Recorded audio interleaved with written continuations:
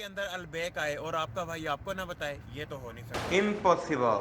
कहां और कब, ये जानने के लिए वीडियो देखते रहें। अस्सलाम वालेकुम दोस्तों, कैसे हैं आप? सऊदीया का मशहूर मरूफ ब्रोस्ट ब्रांड अलबेक, जिसकी धूमें पाकिस्तान तक हैं, अब आ गया है आपके अपने शहर में यानी तबूक में।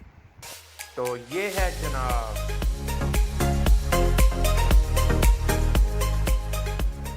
तो ट्रक्स आ गए हैं और इनके ऊपर कल वो सर्व करेंगे। और मीर फहद बिन सुल्तान पार्क कितना बनाया अपना, ब्रिज के पीछे वो है लुलु market, park mall.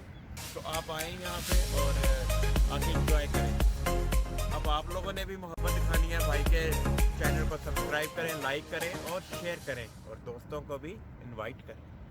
Stay connected with travel with राहिद।